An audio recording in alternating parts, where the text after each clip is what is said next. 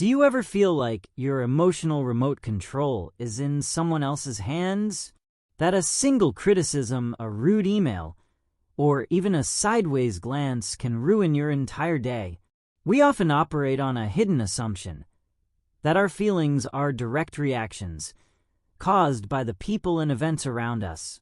We hand over our inner power without a second thought, believing our peace of mind depends on what others do or say. But what if that's the most fundamental illusion? What if you could take that remote control back for good? The late philosopher Alan Watts had a profound and liberating perspective on this very problem. He didn't offer another 10-step plan, but a radical shift in understanding who you really are. The illusion of the separate self. At the heart of our emotional reactivity lies a fundamental misconception about our own identity. We operate under the illusion that we are what Alan Watts called a skin-encapsulated ego, a solitary, separate self peering out from behind our eyes at a world that is fundamentally foreign and often hostile. This is the feeling of being a tiny, vulnerable captain in a cramped cockpit inside our skull, and the world is a series of storms and waves that happen to us. From this perspective, every criticism is an incoming missile, every rude comment a personal invasion. We feel controlled because we believe we are a small, isolated entity besieged by a vast, external universe. But Watts offers a radical correction to this perception. He suggests that you are not a stranger who has stumbled into the universe by chance. You are not a fluke, but a fundamental expression of the universe itself, in the same way that a wave is a brilliant and temporary expression of the ocean. The wave is not separate from the ocean. It is the ocean waving. When this insight dawns, the very foundation of the problem crumbles. If you are not a separate fragment, but the totality of existence experiencing itself in one particular point of view, then nothing can truly be outside of you to control you. The external trigger is no longer an alien force attacking a fortress, but a movement within a single, inseparable field. The sense of being a target dissolves, and with it, the power we had given away to every passing event and opinion. The trap of internal commentary. The event itself is rarely the source of our pain. What truly causes our suffering is the relentless, instantaneous, and often unconscious internal commentary that we layer on top of the raw event. We are not just experiencing the world. We are narrating it. And this narrator is a master of spinning tales of personal grievance and threat.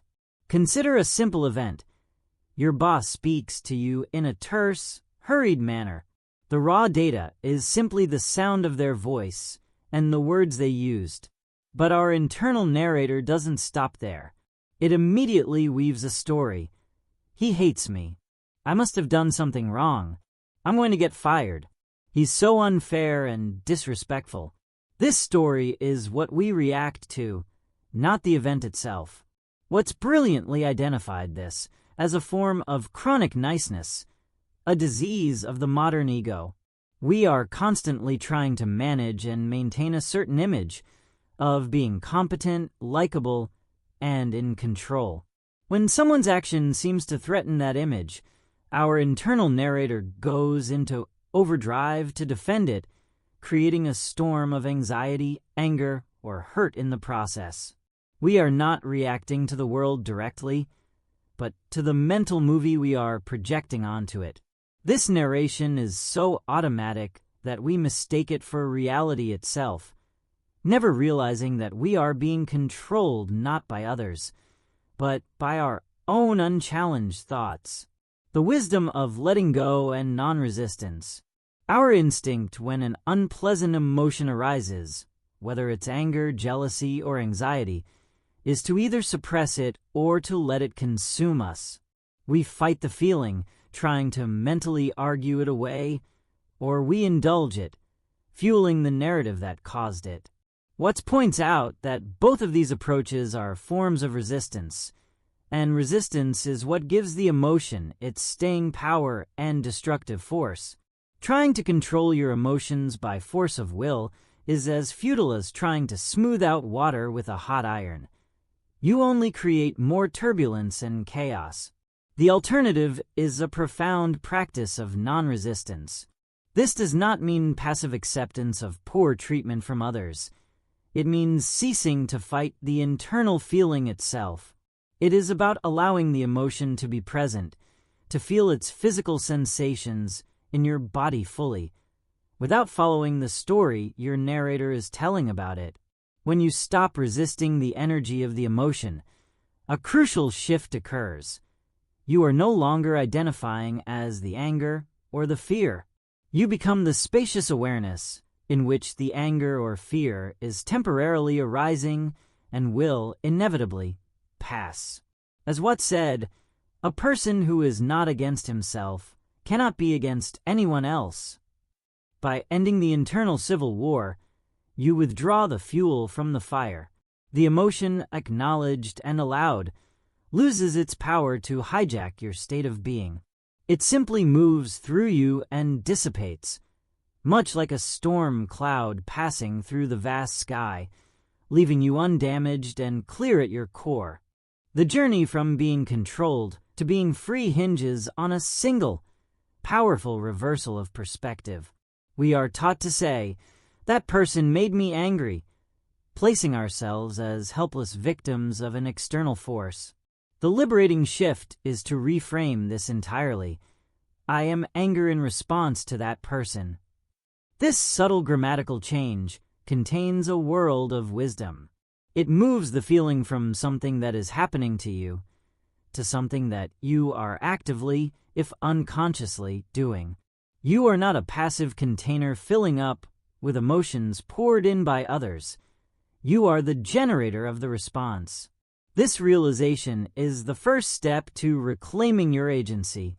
The practical application of this is a conscious, four-step inner process. It begins the moment you feel the familiar trigger of a rising negative emotion. First, you must create a pause, a sacred moment of silence between the stimulus and your habitual reaction. In that pause, you drop out of your head and into your body. You feel the raw physical sensation, the heat in your face, the tightness in your chest, the clenching in your gut, without immediately labeling it as anger or hurt. You simply observe the energy as pure sensation. Then, from this slightly detached space, you can turn your attention to the mind and ask with genuine curiosity, what story am I telling myself about what this means? This reveals the internal narrative, the drama of disrespect, threat, or insult that you have constructed. Finally, you recognize two liberating truths. The story is just a thought, a mental fabrication, not an objective reality. And the sensation is just energy, a temporary storm in your nervous system that, like all storms, will pass. By disentangling the raw event from the story and the physical sensation, you break the chain of automatic reaction and discover the space to choose your response. When someone directs negativity toward us, our ego instinctively takes it personally, interpreting their behavior as a definitive verdict on our worth. To break this spell, we can learn to see the other person not as a monolithic antagonist, but through a lens of compassionate theater. Alan Watts invites us to view them as a jittery actor in a great cosmic drama. This is not meant to be dismissive, but to provide the psychological distance necessary to stop absorbing their energy as a personal attack. Consider that the person being rude, controlling, or critical is almost always acting out a role dictated by their own unhealed pain, deep-seated fears, and social conditioning. They are trapped in their own story, fighting their own internal battles, and their behavior toward you is merely a symptom of that inner turmoil. The boss who speaks tersely may be acting out a role of the stressed executive, a part born from their own fear of failure. The critical friend may be playing the role of the insecure judge, a character crafted to protect their own fragile self-esteem. When you can see past their performance to the anxious actor behind the mask, the dynamic shifts profoundly. Their behavior is revealed for what it is, a reflection of their own internal state, a line spoken from their own script. It is not, and never was, an objective statement about your value as a person. This understanding drains the situation of its personal venom and allows you to respond from a place of calm clarity rather than reacting from a place of wounded ego. You are no longer a fellow actor being drawn into their chaotic play, but a wise member of the audience who can choose whether to engage with the drama or simply let the performance pass by. This, then, is the profound freedom that Alan Watts points us toward. It is crucial to understand that this is not about building a thicker skin or retreating into emotional numbness. That would be just another form of resistance, another wall built by the separate ego. The true freedom is far more vibrant, open, and resilient. It is the realization that you are not a single puppet on the stage, jerked around by the strings of external approval and disapproval. You are, in fact, the entire field of play, the puppets, the puppeteer, the stage, and the very space in which the drama unfolds. This is the final and most liberating shift in identity. You cease to be a cork, bobbing helplessly on the surface of the ocean, tossed by every wave of other people's opinions and actions. Instead, you remember that you are the ocean itself, vast, deep, and inherently stable. The waves of emotion, the storms of circumstance, all arise and play out on your surface. They are a part of you, yet they cannot disturb the profound stillness of your depths. A wave, no matter how powerful, cannot harm the ocean. It can only ever be an expression of it. So, the next time you feel that familiar pull, when a sharp word or a dismissive glance threatens to hijack your inner peace, pause and remember this new orientation. You are not the puppet, reacting on a predetermined string. You are the awareness behind it all, the puppeteer, the stage, and the play itself. Your power does not lie in controlling the other actors or the script, but in fully claiming your seat as the conscious, spacious presence in which everything is happening. From this seat, you can engage with life fully without being conquered by it. You can respond with clarity and compassion instead of reacting from a place of old hurt. This is your birthright, to not just navigate the world, but to know yourself as the world, experiencing itself in all its beautiful, chaotic, and wondrous forms.